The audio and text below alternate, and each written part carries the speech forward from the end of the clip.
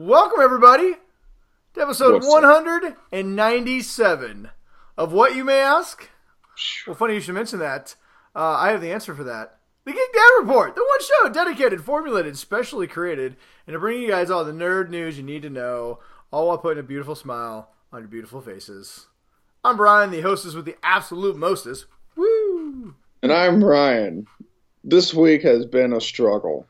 This week has been a shit show. You know what I want to do? I want to do what Nancy Pelosi did and just rip this week in half and just throw it in the air. I will say, though, that the highlight of my week has been when I found that Chris Farley gift. I sent you, and it was Chris Farley on a different day of the week, and it was from a different God, what was it? It was like Monday he fell through a table. Tuesday he rolled down a hill. Wednesday he was lighting things on fire. The naughty pet. Yeah, the naughty pet. I don't remember what Thursday was. Friday was the Chippendales dancer. Thursday was the fire on Tommy Boy. Oh, that was Thursday? Yeah, that was Thursday was the fire. Oh, and then Friday was him dancing the Chippendales. That was great. That was good. That definitely put a smile on my face. A much needed smile on my face. Yes. So, what can I say? But in the world of nerd news. One of the perks of taking, I think, a week and a half or 2 weeks off every week now is that the news piles up. And we have news this week, Ryan. We have things to talk about. And we're going to talk about Disney, but what's even more, we have non-Disney things to talk about. Wow. That's amazing, Brian. Who knows? Possible. I don't know. It's almost like because everything's owned by like two different companies that it's just much. A lot harder to get information these days. Well, like I saw something, and we're not going to talk about this in the news, but I just saw that Netflix is apparently trying to buy MGM Studios. Seriously? Yeah, seriously. Oh, my goodness. Which, I mean, not just like, I'm not talking like the back catalog. I'm talking like they're trying to buy the whole goddamn studio. So, like, I mean, they'll keep it open, obviously. I mean, in some ways it makes some sense. They're already making movies, and they're already, becoming a much more successful, like, movie studio. But, I mean, if they bought MGM, not only would they have their entire back catalog, they would have... MGM, I mean, they got, like... Isn't MGM, like, the original, like, the OG movie theaters, like, chain? Yeah. Well, I mean, they have, like, Lord of... all the MGM... Lord of the Rings was from MGM. Or no, I think they just... They had distribution, maybe. I don't know. I know MGM did, like... They're all the old movies with the lion. They got, like, Cleopatra and Ben-Hur. Yeah. I mean, think about what Netflix could do with Cleopatra and Ben-Hur, man. That'd be epic. Well, you can expect a lot of remakes. Isn't there a lot of Bond? Were there a lot of Bond movies done by MGM? Are they? I think so. I don't know. We clearly are not prepared for the MGM talk. But anyway, so to your point, everything's owned by two people. That joke is not that far-fetched. It's happening. We'll see. So, and we're just inching close to the idiocracy. That's all I can say. Dude, I can't even... The state of affairs in our planet. I can't even talk. I know we don't talk politics, and if I start talking about the State of the Union right now, I will... And I don't mean the speech. Brian, I don't mean the speech. I mean the whole union. I might just combust and melt the anger flames. Some of our 15 listeners are of a different persuasion than we are, Brian. So we try. That's why we're not gonna talk politics. All I'm gonna say is that I can almost guarantee you our next episode will air before Iowa's announced their fucking results. I'll tell you that. Fucking.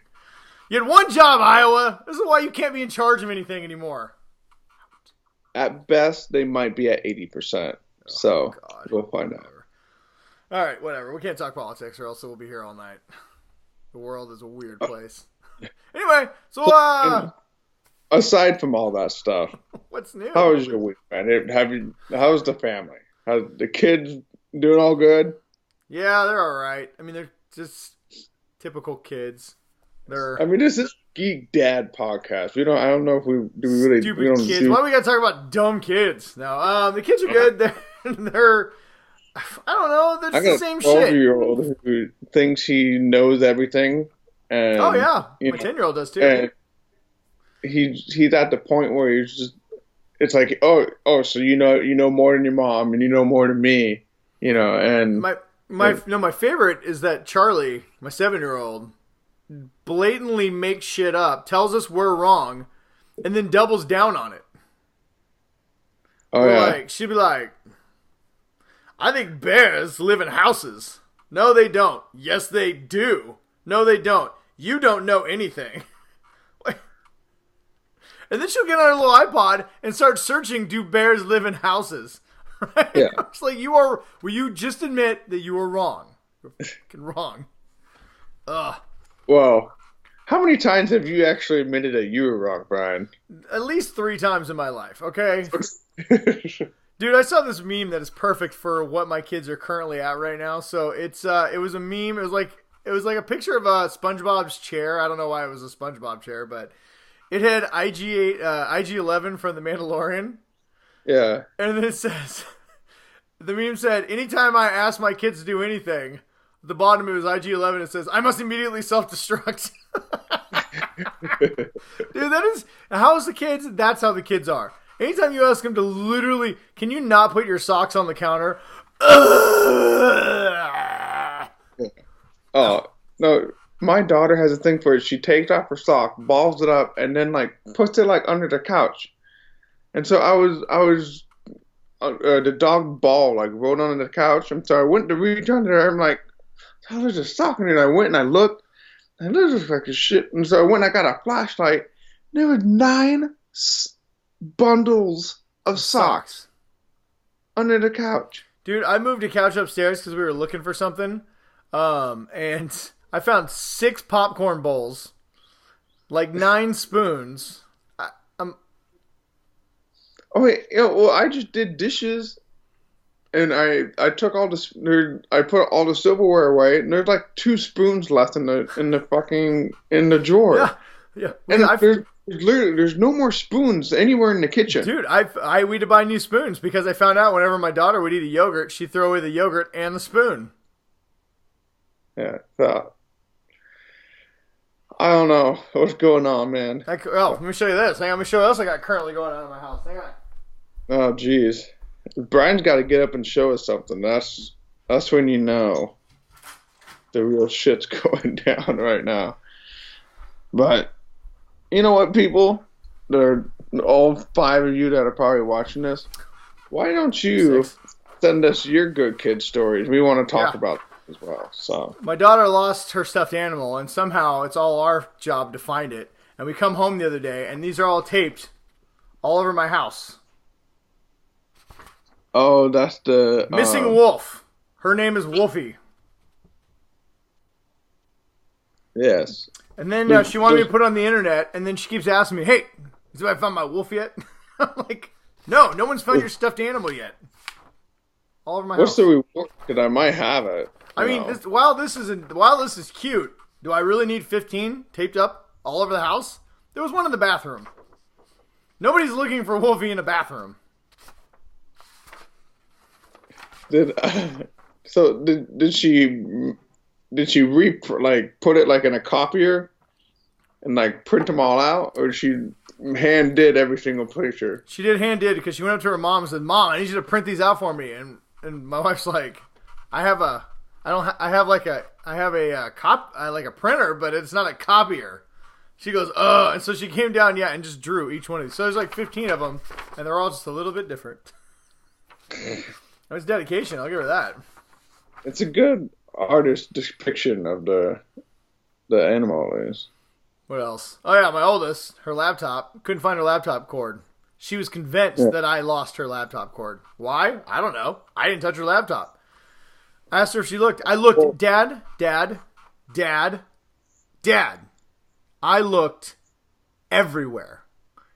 Did you look? Didn't. Dad. I looked everywhere. Okay. I can tell you right now that is a lie. So I walked up to her room on her desk where she keeps the computer, and plugged into the wall is her cord for her fucking laptop. I go, oh, so you looked everywhere. Did you look where you usually keep your laptop plugged in? Yeah, I did. Oh, it's plugged in by my desk, isn't it? Yeah. Yes, it is. No, my favorite is when you tell them to, on the kitchen table, get me, the piece of paper or whatever. Uh-huh. And because the piece of paper isn't on the top, if there's like, a box like underneath it or, something else on the table, it's too much to ask that they, lift up the stuff and look, under the box where the thing that you're requesting. So I had asked my daughter to find me something, and she said, "Oh, I looked for it, I couldn't find it anywhere." Like, there's literally two things on the table: the thing I requested, and then there was a box that was on it. Like, you can still see the corner of it. She didn't lift up the box. Dude, I told you. That meme is life. Ask my kid to do anything. I must immediately self-destruct. I can't. Dad, I can't do it. I don't have the power. They can find the Xbox controller really easily. Yeah. They can find everything on Netflix immediately. They know the second the Wi-Fi has disconnected. They're just like, oh, Dad, the Wi-Fi box. What's wrong with the Wi-Fi? I put a parental lock on our Fire Stick, so whenever they try and open up an app, they have to get me, and then I'll put in the password. But they always win that battle because eventually they'll be like, Dad, and finally you're just like, fuck you. Here's the password. Kind of actually starting to get to that point where I'm just like, just don't watch anything inappropriate. Dude, I'm officially at that point. Just, you know what? Whatever. No, TV, MA, don't watch it. Because Lincoln has been playing too much Xbox. Mm-hmm. And so I was just looking at the mic, and I remembered you could set screen time limits. And so nice. I set him for like 30 minutes. 30 minutes? That's just getting warmed up.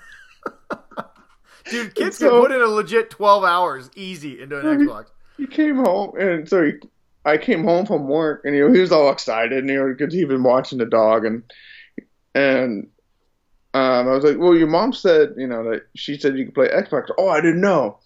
And so, can I play right now? I'm like, yeah, sure. And so he went and he gets in. You're a dick. You were just waiting. What the hell? He said, there's a 30-minute time limit.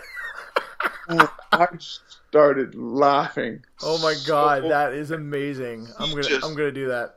How did you set the time limit on the Xbox? Yeah.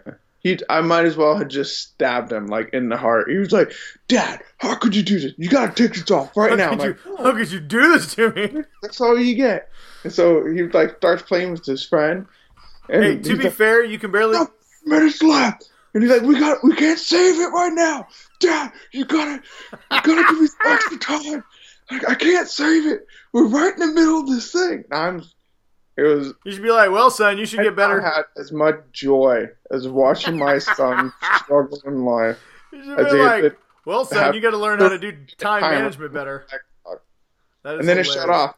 And then he wouldn't talk to me for like 20 minutes. Well, to be fair to him, it could take a half hour just to get through a title screen on some of these games sometimes.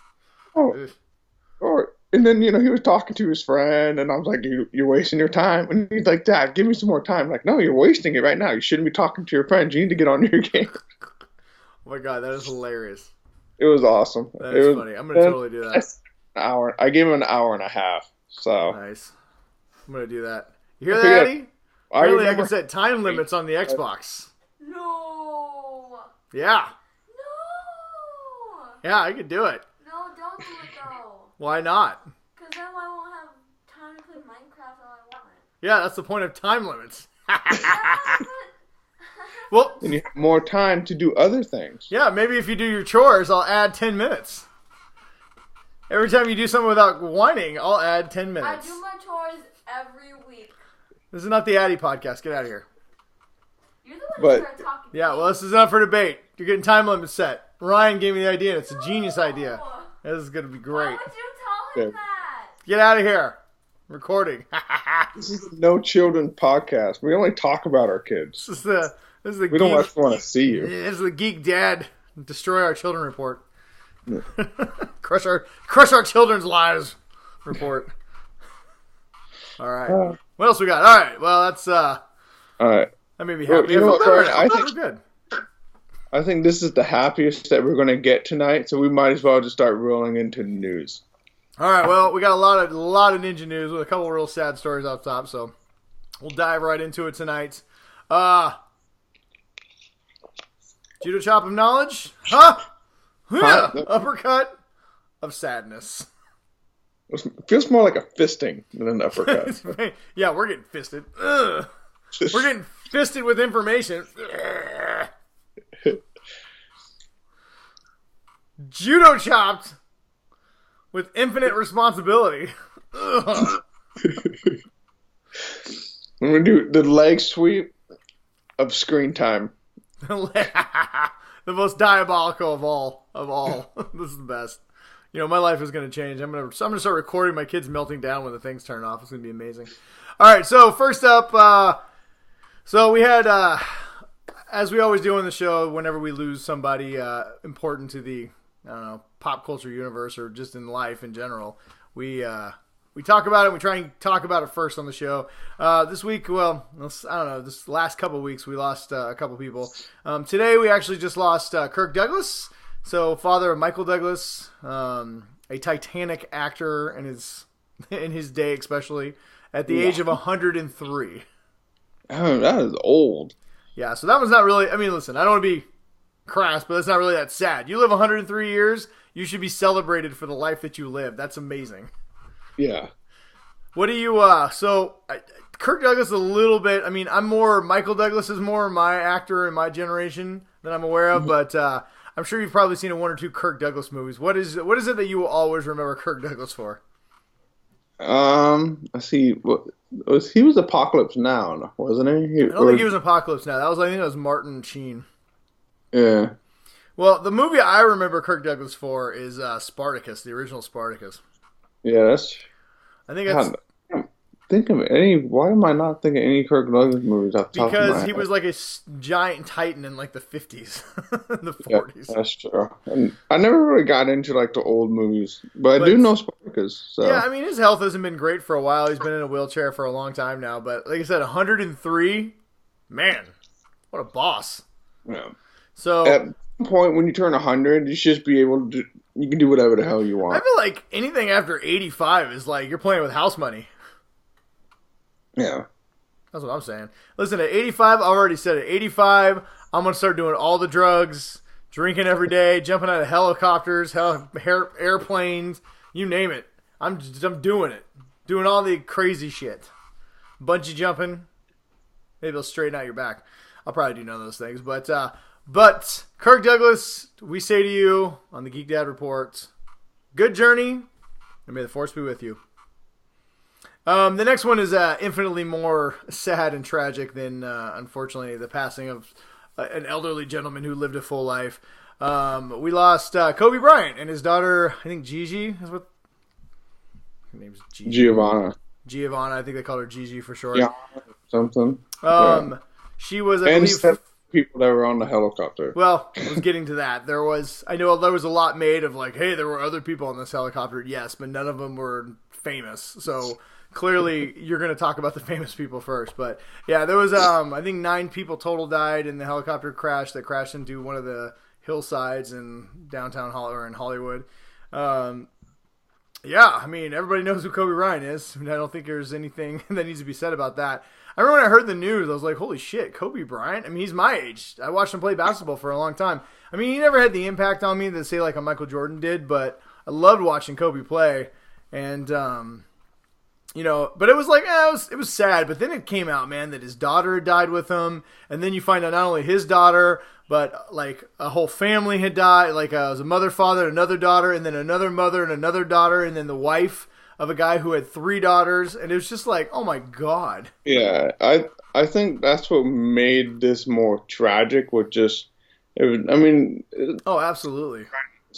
But it was just like the the extent of how many other people and the ages, and there was a bunch of children. That's probably the hardest part for me. Well, yeah, I mean, honestly, for me too. I mean, me and my wife were just a mess, right? I mean, and it's not, yeah, I mean, obviously, Kobe Bryant passing was sad, especially when you hear, now there's other stuff we're going to talk about in a second about Kobe, but, when you hear about the things he's doing, especially recently, like he's all about, his daughter was a huge into basketball. Like Kobe was really, pushing his influence towards women basketball, really trying to bring in some more quality to that game and really trying to bring that sport up. And the things he was doing for women's basketball, I don't think people are going to understand how impactful that was to the game. And, I've got my 7-year-old plays basketball. I don't know if she'll ever play basketball when she gets older, but, knowing now that is gone, maybe something when she's 20, maybe there would be a WNBA that's a much fairer league and pay scale and a much more vibrant women's basketball league than what they currently have. And and I'm not saying it's gone, but who knows what his imprint on that could have been, going forward, and what him and his daughter could have brought to the game, the recognition they could have brought, that could have lifted the tide for everyone when it comes to those kind of things. And you have a daughter, I've got 2 daughters.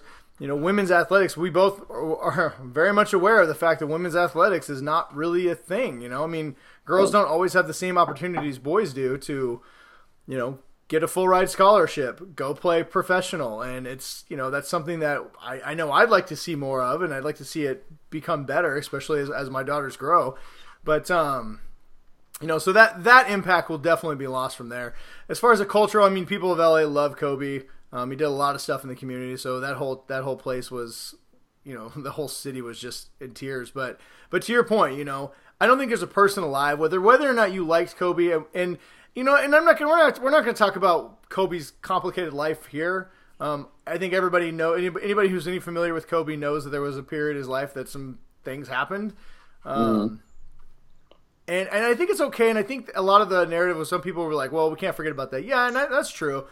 You can't forget about the bad, but you can also mourning the passing. And I think for me, it was less about Kobe. To your point, it was less about Kobe, and every parent could put themselves in that situation. Can you imagine getting that phone call that your kid, your daughter, and their father had been killed in a helicopter, or that like that poor husband, his wife was on that plane. He has 3 daughters. Your wife's not coming home. Like, it was just there. You could easily put yourself in that situation, and it was just sad. There was no way to put it. Every story that came out of this just got sadder and sadder, and it was just awful. Well, and I think like the hardest thing that I read was like, imagine, being Kobe and like that, and the helicopter's going down or something like that, and the only thing you can do is just hold your daughter as you guys are going down and crashing. I know people were saying like, oh, he was there. He was there when she came into the world, and then he was there when she left the world. And it's just, I mean, even now it's making me sad. I mean, it's just tragic. And you don't have to even like Kobe. You don't have to agree with Kobe to see this situation and just feel for everyone involved. It's just sad. I mean, the whole thing. Too many people gone way too soon. I'm not even gonna give you a May the Force be with you. It's just sad, and I just hope. I hope everybody who's dealing with this, even now, I mean, obviously now, I mean, he doesn't go away in a couple weeks, but all the people affected by this, I just hope that they can find some peace, and I don't know. Try to love your kids a little more. Yeah, man, everybody, my take from the whole thing, honestly, was just like, hey, talk to your friends, hold your kids, kiss your wife. Our time on this planet is very finite, and it comes at you really, really fast, so... Yeah. Enjoy what you can enjoy, and love as much as you can, because you never know when it's your time. Yeah, very true.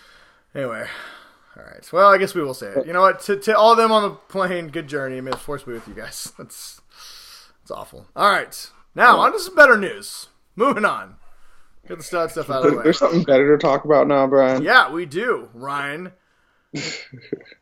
You know what? Sometimes people say that I'm too old for this shit, and I disagree, because if Murtaugh and Riggs can come back for Lethal Weapon 5, I am definitely not too old for any of this shit. Yeah, that's right. So they're gonna do a different. They're gonna do a take on that catchphrase. They have to. They're literally too old for this shit. Yeah. I mean, for those of you who don't know what I'm talking about, Danny Glover and Mel Gibson and Richard Donner are coming back for Lethal Weapon 5. It has been confirmed. It is happening. They're ironing out the script right now, and they're hoping to shoot sometime later this year. Danny Glover is in his 80s. Or no, I think he's 70. I think he's 79 or 80. Richard Donner, the director, is 89. And Mel Gibson, I think, is 69 or 70. I was trying to remember, and I wanted to do it without like doing any research. But what are the plots of the? So I just watched Lethal Weapon 1 and 2. Because I can remember 1. Okay, so Lethal Weapon 1 was a special forces team who ended up deciding to run heroin out of like Laos. They were like a Vietnam special forces crew who got hooked up with a heroin cartel. And we're running drugs. The second one, Mel Gibson gets with what's his name's daughter. No. Or is that the third one? No, he doesn't get with anybody's daughter. He doesn't? I thought he gets. No. They all make fun of because his daughter. No, in the second movie, his daughter does the condom commercial. Oh, that's right. And so, but she's always like flirting with Riggs all the time. In the second one, they have to fight the South Africans, who you find out was responsible for Riggs' wife's death. And then he meets a pretty new South African girl, and then she immediately gets killed by the same South Africans. And so Danny Glover has to stop. He has to stop money laundering, political corruption, and racism. And that's what happens in part 2. And Mel Gibson avenges his wife and girlfriend's deaths. That sounds super fun. And Lethal Weapon 3, a dirty cop steals an ex-cop steals a whole bunch of armor-piercing bullets. Yeah. Cop killers. And then Murtaugh and Riggs have to kill the cop killers. And then Mel Gibson finds new love with Renee Russo, who's internal affairs. And she can also judo kick people in the face. And there's also some Joe Pesci in all these. I'm not sure. He's Leo Getz. I don't know what he's really doing. And then in the fourth one, they're both too old for this shit. And Mel Gibson can't really fight anybody anymore. And then Jet Li brings in the triads to print fake money. And Chris Rock marries Danny Glover's daughter. And they have a baby. And Mel Gibson has a baby with Renee Russo. And then they get married at the end of the movie, right before she's about to have the baby. The end. And then they walk away and they're like, we're too old for this shit. And then it's over. And then they shoot something. And then they shoot 17 cartel people in the face. With all the cop killers' bullets that they stole from the last movie. Well, I think it has been a good 20-something years since I've watched a Lethal Weapon movie. The weird part is, listen, I went and saw Bad Boys. I think we talked about it. Did I talk about this last week? I went and saw Bad Boys for Life, and it was super fun. And if you like Bad Boys, it was great. That's a little different than this, because these guys are so old, like, the police force, I don't think would actually let them work. Yeah. So I don't know. I mean, I guess they could be they can't still be beat like street detectives. Like, there's no way. Yeah, they have to be like retired, and like the movie's gonna have a lot of like these young, like their kids or something. I could see I could easily see Riggs being like a burnout police instructor at like the academy. Yeah, it'd be like police academy. Yeah. And Riggs is like police commissioner. I don't know. Listen, I'm sure there's a way they could bring these guys together. And I'll be honest, even if they are still beat cops or street like detectives, I'll probably still go see it. I don't care. I'm willing to bet it's going to be their kid or their grandkid, because they are that old now. So. I mean, they are definitely going to need like a lot of liniment and like wheelchairs and all kinds. I mean, whatever. Well, I'm old. I'm getting old as dirt too. I guess I shouldn't talk shit. All right. Let's see here. We got some Disney Plus news. I know we said we had non-Disney stories, but these are some of the Disney stories here. This is a couple. I don't know what you call these. These are a couple Well, I guess we're on the theme of people coming back for shit. Emilio Estevez apparently is going to return as Coach Bombay in the Mighty Ducks series for Disney Plus. Quack, quack, quack. I did see. Where is it? Hang on. We had some comments on this that I think was actually. I don't know. Nobody commented on this one. I saw some comments about. I thought it was one of our listeners, but maybe not. People made a commentary on Coach Bombay that's fairly accurate. Like, he's the worst coach known to man. He showed up. He had to coach hockey as some kind of a weird plea deal, and he was a total D-bag. And then he immediately bails on the kids to go play division hockey. And then he only comes back to coach him in the World Cup. And then he comes back with the 1980s slick back hair, which really means he's the bad guy. Looks now. like Gordon Gecko, yeah. And then he buddies up with the Russians. I don't know what's going on. There might be some valid points to this if the Coach Bombay is actually a bad coach. I don't know. We'll see. Let us know your thoughts. Coach Bombay, good coach. Russian stooge. Yeah. We are also getting. U.S. hockey have the worst kids imaginable on the U.S. hockey team. That's all. That is a valid. You know what? I didn't think about that. That's a valid point. They're supposed to be the best of the best. You should not need like gimmicks to be able to win. Now another person that's coming back for a Disney Plus series that I'm actually kind of excited about is Rick Moranis. Apparently, is in talks to return for Honey, I Shrunk the Kids, the reboot.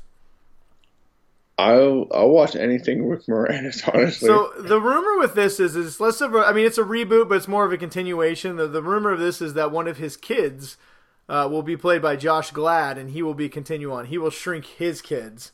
So Rick Moranis would come back as the grandfather. So he'd come back as his original character. I don't remember the name of his character, but I love Rick Moranis. I want him back. Pretty much like out of the bag when they made that big, huge, giant baby that was going around destroying stuff. Yeah. So, like, they just, like, everybody forgot about that technology or something? Yes, I don't know. We'll see. Another thing that's coming to Disney Plus, we have some live-action remakes that are apparently both coming to Disney Plus. We're getting a live-action Lilo and Stitch. So, I mean, it'd be live action and animated, because Stitch will have to be animated, clearly, but, I like Lilo and Stitch. Ohana means family. Family means no one gets left behind. My kids like the animated TV show too. So I mean, we'll see. Whatever. Hey, it's on Disney Plus, which means I don't gotta take my kids to the theater to see it, so I'll watch it. Something I definitely don't want to watch though is apparently they're also going to do a live action. Live action like the Lion King was live action of Bambi, which seems terrible. No, this is kind of where, like, really Disney, like... Do they not remember how that movie starts? I still haven't even watched the Lion King one yet. So, I watched it last weekend with the family. It's okay, but it's weird. So I like the Aladdin live action is probably my favorite one so far of all of them. I really actually enjoy the Aladdin one. The Lion King is basically a shot-for-shot remake with a bunch of, somehow it's 2.5 hours or like 2 hours and 10 minutes long. But what's weird about it is all the animals' mouths move, but their faces don't emote. Oh, really? So imagine like a real lion, but his lips are moving. So there's like none of the emotion that comes across like it does on their faces in the cartoon. It's, I don't know. And then some of the voices are just, I understand the cast they went with and why they went with it. And I like the cast for the most part, but I don't know. Maybe it's because Lion King was so impactful when I was growing up that, like, to me, I just cannot imagine anybody but Matthew Broderick as the adult, Simba. And, Jonathan Taylor Thomas. There's Jonathan Taylor Thomas as the voice of young Simba. And it's just, like, there's just some voices you just can't change. And I don't know. So some of that kind of bugged me a little bit. Some of those songs aren't as good, but I don't know. It's weird. Disney just needs to stop trying to do a remake of every single animated movie they've ever made. I'm excited for Mulan. I think that's going to end up being a really well done. I think that's going to end up being a really well made. Sorry, I'm pouring a drink here. Maybe just not do everything. Maybe only do the ones that make sense, like Aladdin, like Mulan, like even Lilo and Stitch. Maybe not Bambi, where Bambi's mom gets her head blown off in the first 5 minutes of the movie. That's going to be a real tough one with young kids. I'm just warning people now. So I don't know. We'll see. But whatever. Some more Disney. I will watch Bambi as long as the Hunter Deadpool. Yeah, that would be hilarious. Some more Disney Plus news. The Mandalorian's getting a second season a lot sooner than we maybe had thought. So everybody really got their fingers crossed and hoped that it would come out in 2020 and come out this year. A lot of times these sci-fi shows can take over a year to come out with the second season. Like Altered Carbon comes out this month, but we were waiting like a year and a half for the second season of Altered Carbon. But apparently Mandalorian is coming out October of this year. So I think they were in production when the first season was airing. So well, I think they knew this was how big of a hit this was going to be and just jumped right back into it. Another thing that's cool is, I don't know if we talked about this last week, but they built these really cool sound stages for The Mandalorian where they had these giant LCD like plasma screens in like a circle. It looks like a UFO, and the actors would act inside it, and so they would load the background shots onto the back. So that way they didn't have to do green screen and then later add the digital effects. The digital effects, so everything you saw that was obviously fake was there while the actors were acting. Wow, that's kind of cool. And they filmed that, so it makes it look more real, and they save some time in post. That sounds pretty sweet. Yeah, that's pretty cool. And if anybody's interested, I had a post up on our Facebook, but if you just Google it, it's pretty cool like thing that they made, man. I mean, it's really expensive, but it's kind of cool because then they can bring the actors in, they can load up whatever scene they're going to do. Everybody can come in, do their scenes, and then go home, and they don't have to you don't have to film a whole bunch of different things on different locations. And yeah, it looks like it's kind of cuts down on the time it takes to make these. And on top of it, now that you've already paid for the thing, it probably cuts into your production costs.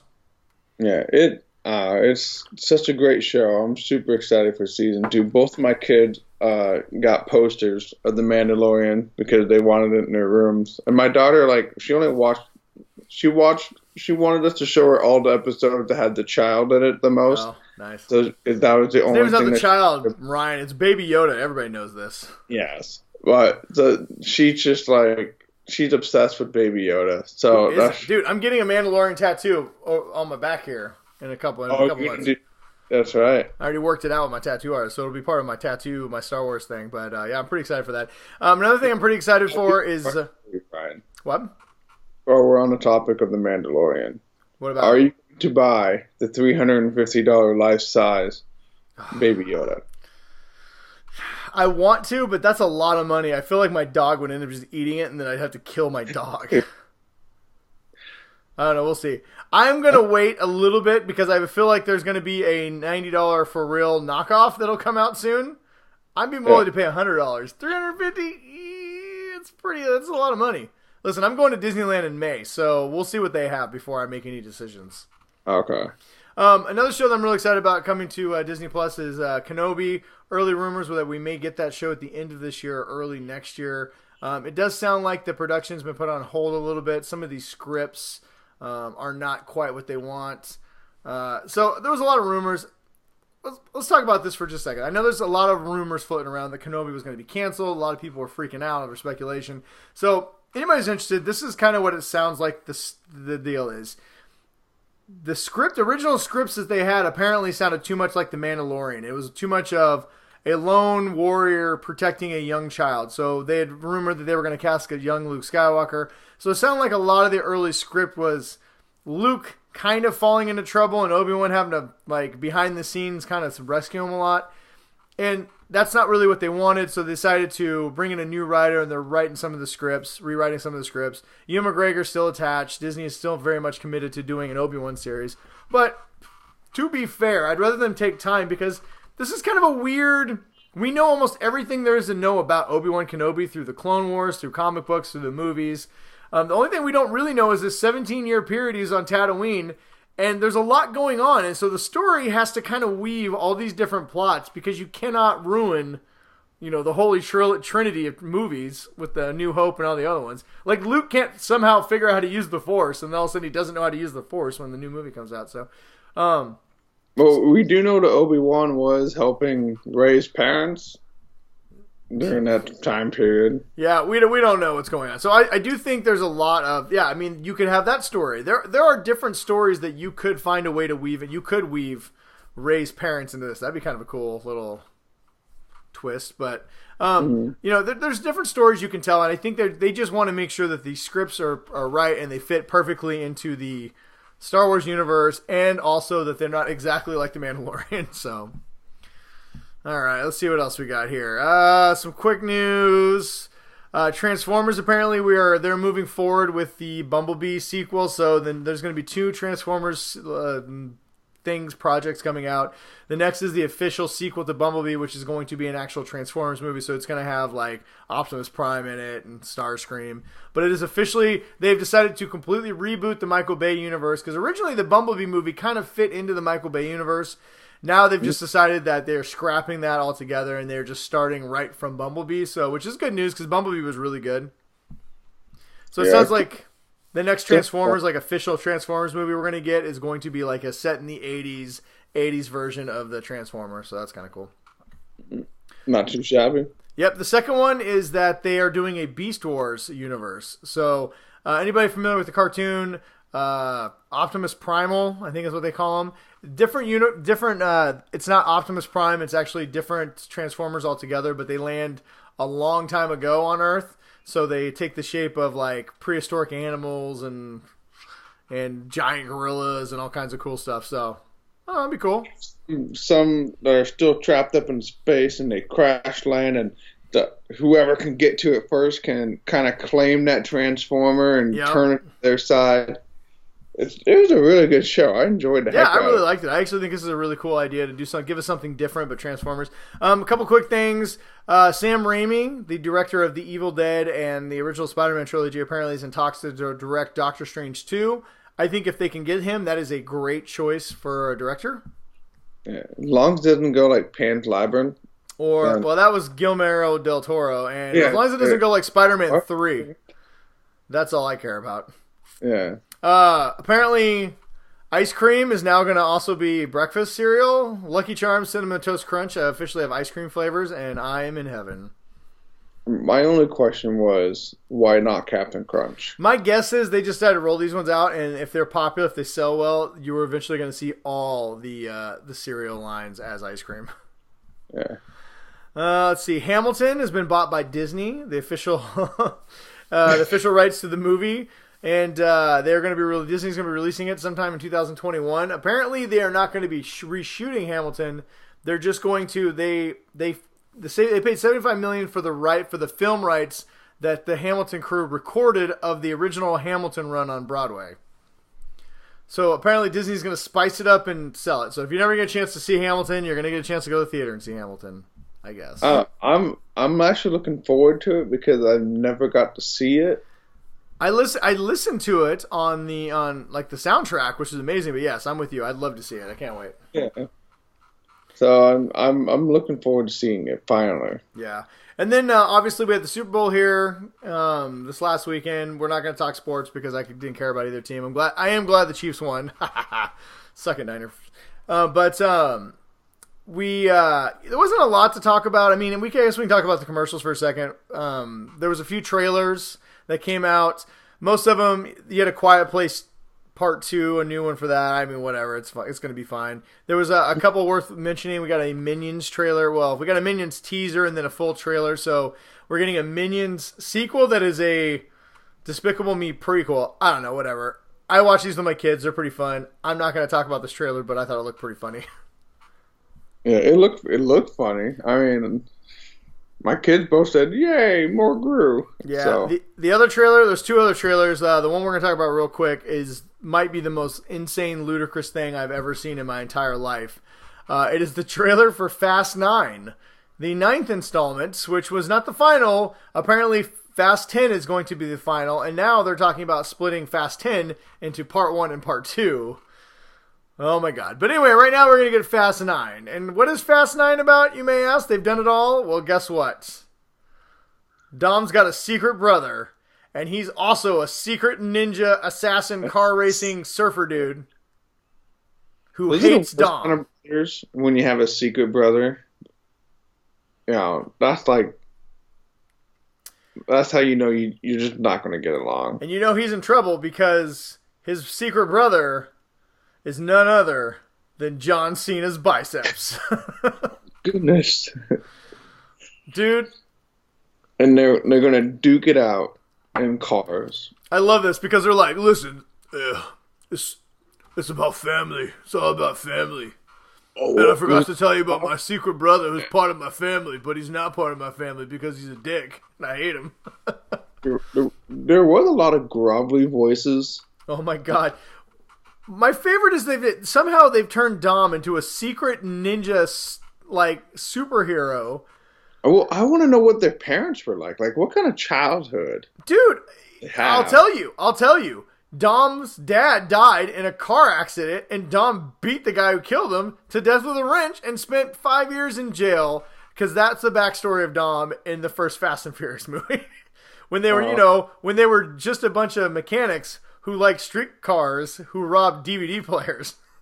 So if I become a mechanic and race fast street cars, eventually I'll level up to the point where I can be a badass ninja. Dude, the trailer's like, Dom, he spent his entire youth off the cliff training and have a flying ship. Dude, the trailer was like, Dom, your brother spent his entire youth training to be faster than you, stronger than you, deadlier than you. And I'm like, but when he was training, Dom was in prison because he just beat a dude with a wrench because all he was good at is racing a quarter mile at a time. I mean, that's whatever, dude. I did think the car with the jet engine was pretty cool, though. Oh, there was some cool stuff. The part that lost me completely, though, and I just was like, all the things I just talked about, whatever, I can deal with. The part that gets me is Dom decides to jump off a cliff in his car, but first he hits a bridge. Somehow gets the bridge to tie around his car wheel, and then jumps off the bridge and swings and detaches and lands on another island. I'm done. I'm out. So I have honestly watched Fast and the Furious, the first movie. I've watched the second movie, and that was it. And the best part is like when he's diving on the rope, he's just like calm. He's like, I got this shit. It's cool. Yeah. Like, they always at least tried to make their stunts kind of plausible. Like, you knew it couldn't happen. Like when they were in Dubai and they jumped from one skyscraper to the next, you're like, this isn't going to happen. But at least it kind of seems like maybe you could. This shit is just... I saw a tweet yesterday that's the perfect way to put this. So when are these guys going to fight the Avengers? Because I think these movies has gotten the fan base to the point where you don't like expect to be, like hard science or anything like that. I think like the fan base for these movies now, you know what you're going to get. And listen, I don't want to shit on Fast and Furious. I enjoy most of them. 8, not as much. But like the first movie I thought was great for a Point Break ripoff. I mean, it was a remake of Point Break, but with cars instead of surfboards. And it was fun. I enjoyed it. I even liked the second one. Hell, I even like Tokyo Drift. I think they're fine, but like 4, 5, and 6 were good, and then all of a sudden 7 started going to this like weird super spy, and then 8 was just insane, where Dom outraces like a submarine. When The Rock came in, right? Yeah, I definitely think The Rock definitely brought a little bit of that like over the top like cheese to it a little bit, but I don't know, whatever. I mean, hey, I'm gonna go see this. I'm sure it's fun. It just looks batshit crazy. That's all. Yeah. And then lastly, I think the thing that I think got both of us, I think both of us, I think the thing that got us the most excited was we got a teaser, kind of a first look at the Marvel slate of TV shows that are coming out this year. Mainly, what was it, the Winter Soldier, and Falcon and Winter Soldier, Loki, and Scarlet Witch, WandaVision. Now, WandaVision, I'm trying to figure it out because it looks like she's like... So, from what I've heard... Kids and stuff like that. So, from what I've heard is that she's trying to figure out a way to bring back Vision, and somehow she's trapped in her own mind. So that's kind of what it seemed like. That she was like trapped in her mind, or Yeah, and somehow this ties directly into the second Doctor Strange movie too. So, yeah, I don't really know. It's by far of all of them the least straightforward. It definitely seemed crazy. It looked like sitcoms at one point.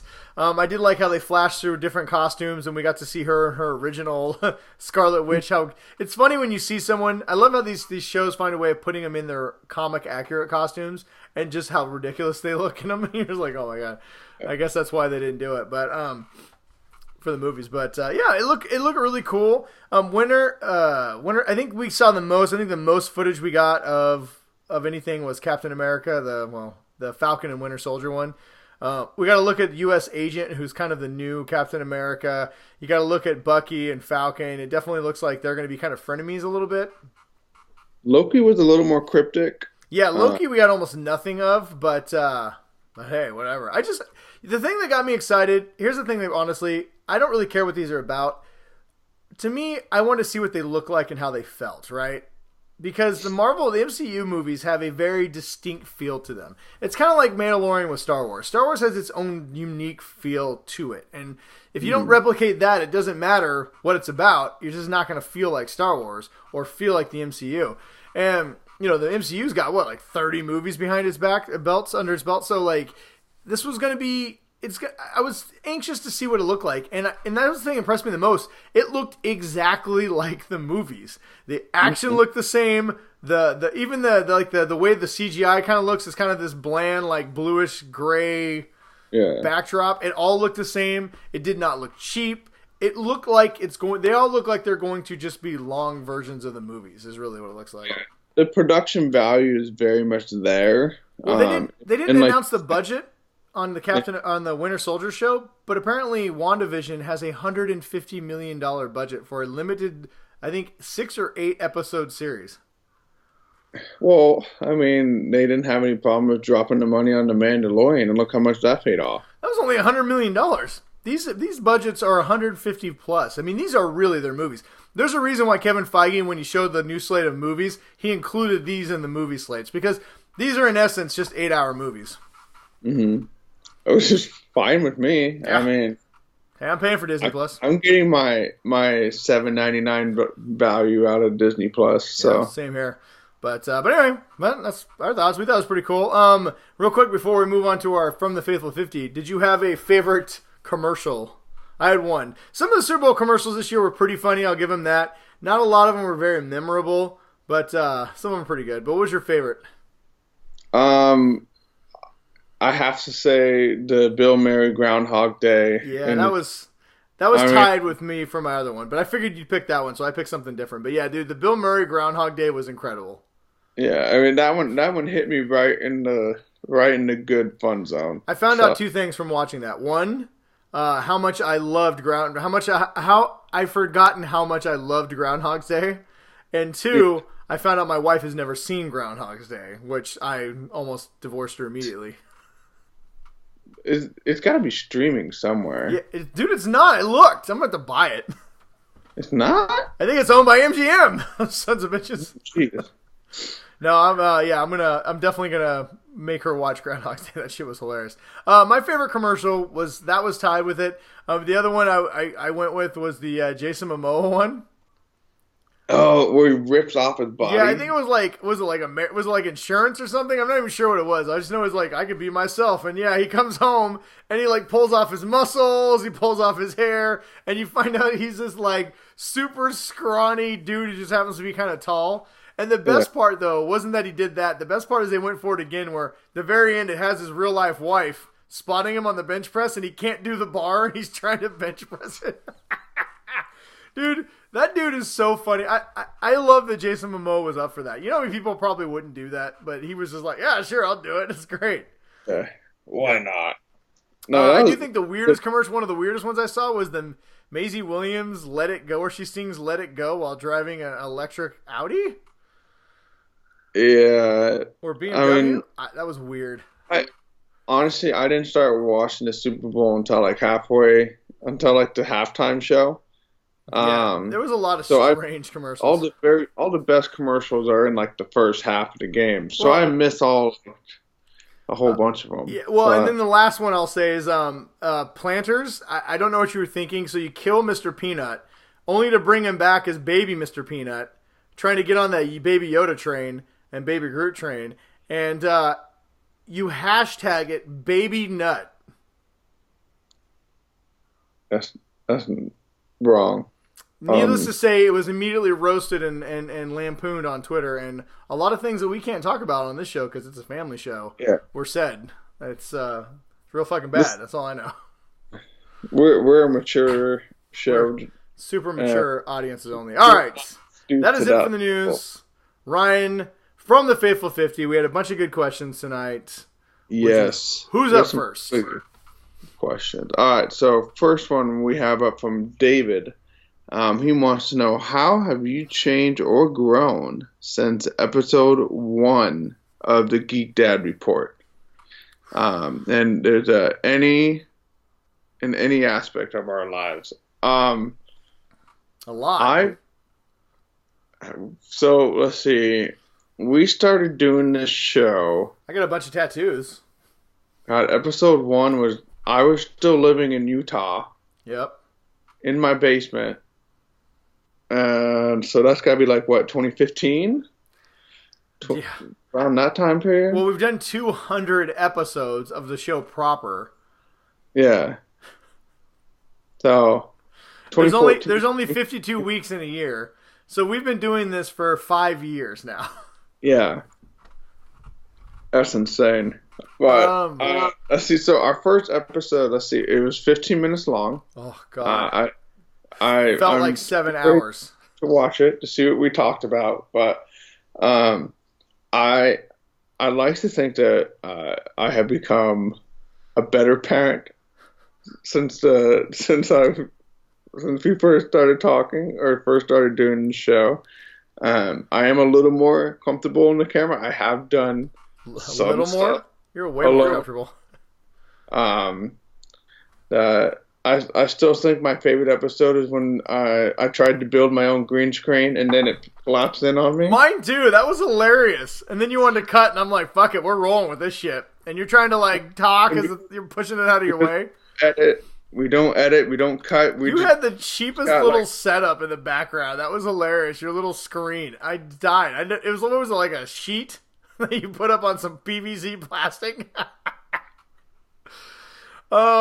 Yeah, no, that was fun. That was, yeah, I mean, kind of piggyback what you said, I'm much more comfortable in front of a camera than I ever have been, to the point where I can literally, I've gone on other shows, and, I mean, not a ton of shows, but mostly just Chris's show, and you could just start it, and you're not even nervous. I remember there was times we were so nervous. I used to have a cocktail. This cup used to be booze every time we'd record, because I was just like, gotta get the nervous energy out. And now it's just water. Remember how many takes we used to have to take to start a show? Yes. Oh my God, a lot. Me and Ryan would have to do, it's all my fault, of course, honestly, but we'd probably do 20 takes before we'd do the official one.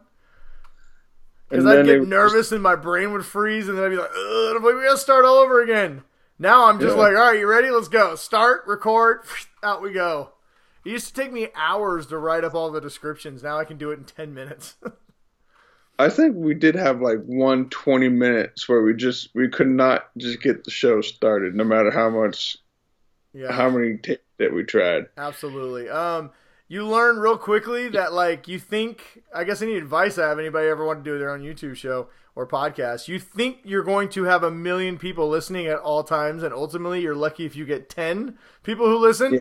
So no one's going to catch on your mistakes that you make, and even if they do, it's going to be one person be like, hey, you're an idiot. And you'll be like, all right. It's very telling that we've been doing this for 5 years, and we still have our From the Faithful 15. Yeah. So... Hey, you know what? And that is not to knock everyone who's been with us for a long time. We've lost a lot of people. We've gained a lot of people. You know, we obviously don't just do it for that. We do it because we enjoy it. But it's well, yeah, I'm very appreciative for our core audience. Yes. It is definitely nice to have people who ask you things and ask questions. But what else? I've gotten a lot of tattoos since then. I only had one tattoo. This used to be a Superman tattoo. That's gone. But I don't know. I think it's probably about. I mean, other than that, I mean, how much changes in life? A lot. You live in Philadelphia now. I think that's one thing that surprised me the most is that when you moved, we were able to continue to do this. So many people move, and then I mean, we do have recording difficulties. You stay up late, and I have to try and fly to get done to try and get so we can. I'm constantly cooking dinner, getting the kids all these things done so I can record at 7:30. Ryan is like trying to not fall asleep as we hit midnight. I'm just glad there's only been one episode where I think I nodded off for. Oh, dude, you were snoring so loud on it. It was so funny. And I only happened once. So yeah, definitely. So those are kind of the main things, I think. It's been a really good ride. Yeah, it's been fun. Thank you, David. Thanks, Dave. Let's see. Next up, we have from Jeff. He wants to know what's the last show that's 10 years or older that you went back and watched and it still holds up. 10 years? So my kids have been kind of going through like the Disney Plus, and we've been forcing them to watch old shows. Oh, nice. So, Gargoyles. Dude, that was my pick. My son loved Gargoyles. Gargoyles is good. Gummy Bears. Oh, I haven't watched that one yet. My daughter really loved it. And then I remembered why I didn't like the show, because the stupid theme song gets stuck in my head when I was a kid. Gummy Bears bouncing here and there and everywhere. Having adventures that are beyond compare. We are the Gummy Bears. Yeah.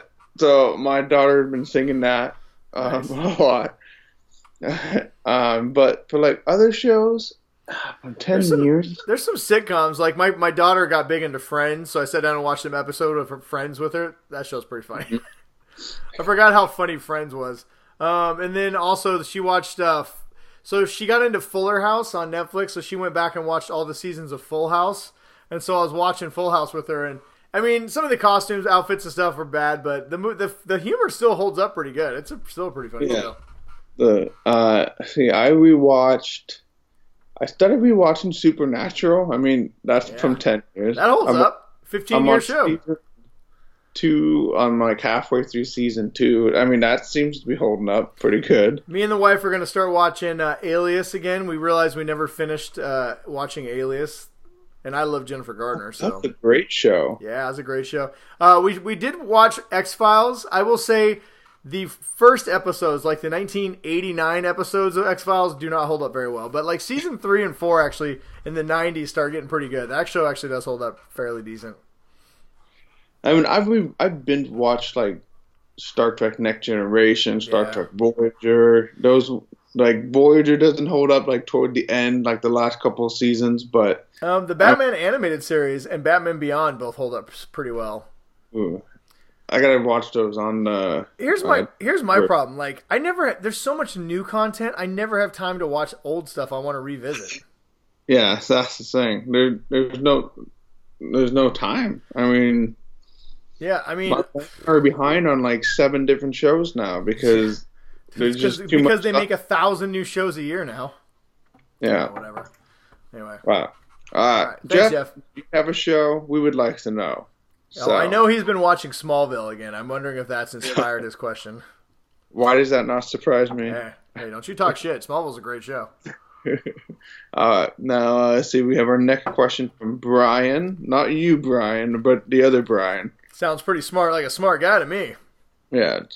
He wants to know what... Okay, so this one we got to do a little thinking. So what is your favorite movie from each decade that you have been alive? This is a good question and also a very sad question. Because... you only got to pick 4 movies. I mean, I guess 5 if you want to do this decade. All right, so 1980s. I will say, well, I was in 70, so I'm gonna in the first, old man. In the spirit of not picking Star Wars movies every single year, I will keep my Star Wars movie to 1 pick. But I will go.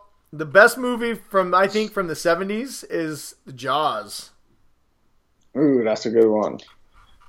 It was a close toss up between Jaws, the original Superman, and the original Alien. But I had to go with Jaws. Jaws changed cinema. It was incredible. All right, so from the 80s, Mm-hmm. I'm going to say the Power... Was it? Yeah, so the ones that I watched the most was Top Gun, not Power Rangers. It's a good one. I'm gonna use my Star Wars pick for the 80s, and I'm gonna say Return of the Jedi. Okay. That's always a good... Now, let's see, 90s. Yep. My favorite movie... So I have two that I have to do from the 90s. I got to do Terminator 2, my favorite movie. Forgot about Terminator 2. I got to do The Fifth Element.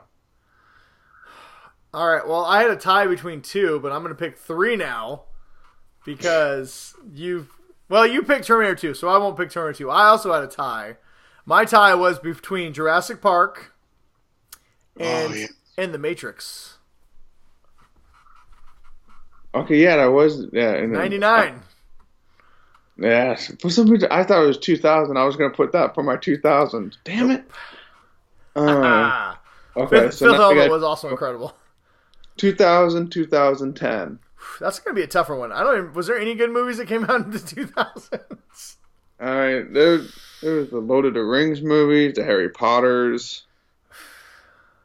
Harry Potter's more of a compilation than it is like an individual. What is really good? One that didn't have like a sequel or anything like that. True Lies? Oh, we didn't mention Predator for the 80s. Oh, we're both fired. Yeah, that's true. Oh, what came out in 2000? Oh, Captain America or Iron Man. Kicked off the whole MCU. Iron Man starting off the Marvel Universe. Or you could also go in the 2000s. You could probably go with The Dark Knight. Oh, yeah, that did kick off a really good Batman run. Yeah, I think... Yeah, because Iron Man was, I think, 2008, and that started the Marvel, the MCU. But The Dark Knight kind of like solidified movies as like superhero movies as a thing. That was like the last of the good DC movies. Yeah, pretty much. Hey, you bite your tongue. Man of Steel was fantastic. Yeah. All right, and then we'll go 2010 to 2019. Whew. It's another crap century. Yeah. I don't know, dude. In the last 10 years, there's been so many good movies. That's the thing. All right, I'm gonna cheat and I'm gonna say The Force Awakens. I'm going with another Star Wars movie.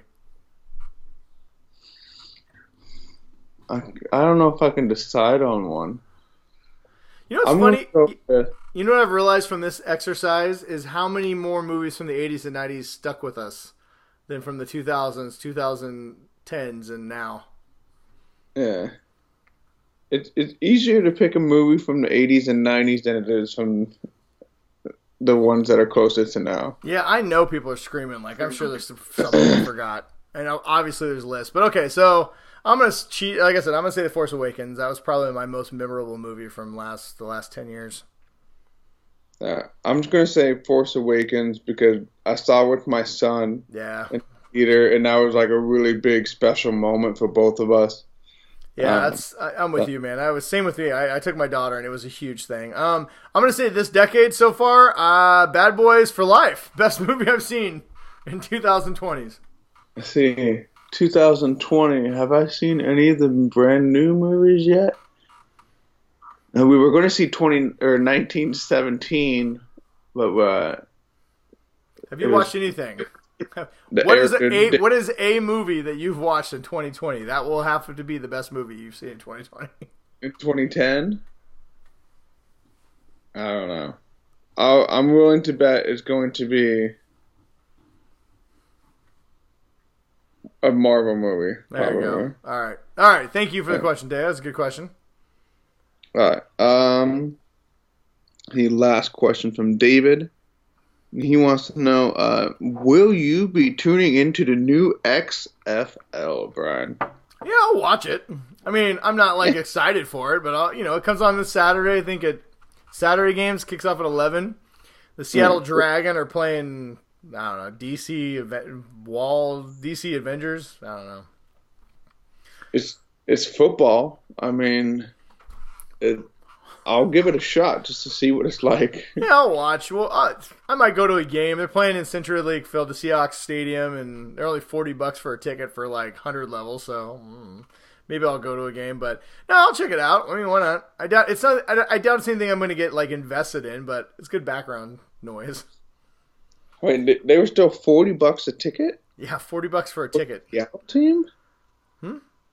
For the Seattle team? Oh man, that's a pretty decent chunk. But $40, dude. A Seahawks ticket's $180. Yeah, but they're actually XFL? a really good football team. Yeah, we'll see. We'll yeah, that's true. We'll see. I don't know. I'll check it out. What about you? You gonna watch it at all? Yeah, I'll watch it just to see, because I know some of the rules are pretty different, like for kickoffs and extra points. I mean, ultimately, if the sport's not good, if the games suck, you're not gonna watch it. So hopefully it looks good. Yeah, we'll see. You can be entertained. Yes. Oh, but that's it. That's it from the Faithful 15. Right. And we can move on now. Brian, did you have any recommendations this week for what people should or should not do? Sorry, I was just looking to see if I had any questions. Yeah, actually, just a real quick one. Lock and Key, a new show from Netflix, is coming out. It's dropping Friday, so when you guys watch this, it'll probably be available on Netflix. I know we've talked a little bit about on this show, but it's kind of a horror show, but it's based on a really popular comic series, graphic novel. Basically, it's about a house that has all these different doors that each one has a key, and every time you walk through the door, it's something different happens.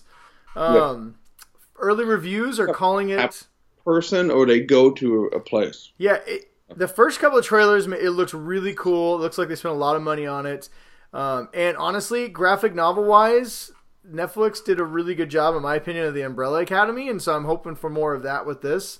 But early reviews are saying that it's really good and that it's basically Goosebumps for adults. So that sounds right up my alley. So I'm gonna check out Lock and Key. I would recommend everybody else check it out as well. It airs this weekend on Netflix. So my wife and I this week, we watched The Irishman on Netflix, and if you have 3 hours and you don't want to waste it, I would say don't watch this movie, because it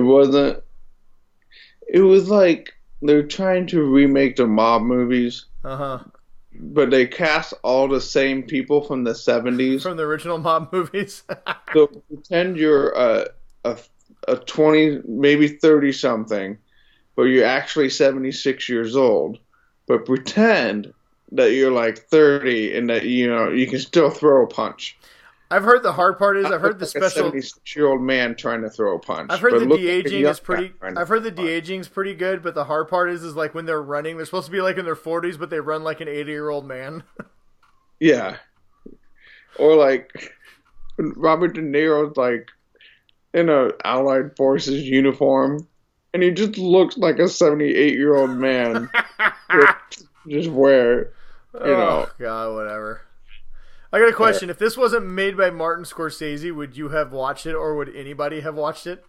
No, and it would not be nominated for Best Picture. That's it doesn't for sure. even sound interesting. I've seen so many movies about, like, if I want to watch a 3-hour mafia movie, I'll just watch The Godfather. Or watch Casino. That's a good one.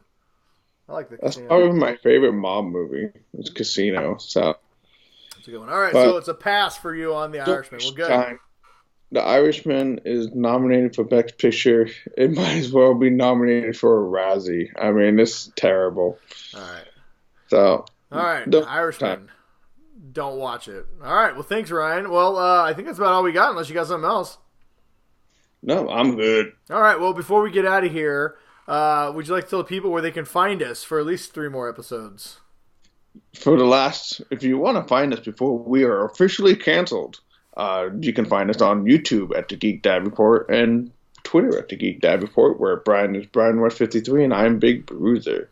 We're on Facebook at the Geek Dad Report, and you can find us on iTunes. So make sure you like, subscribe, give us a heart, a thumbs up, a retweet, reply. Oh, and my dog just farted. It smells so bad. Oh. Well, man. And don't fart on us. Oh my God. Appreciate that. If you're going to do it, at least send like $100 bill my way. Oh. Best, not gross dog farts. Oh my God. Whatever. Ugh. But other than that, that's basically what our show is all about. We're just a bunch of farts. And that's all that's happening. And that is a great way to end it. So until next episode, God knows when that'll be, stay awesome. And stay nerdy, everyone.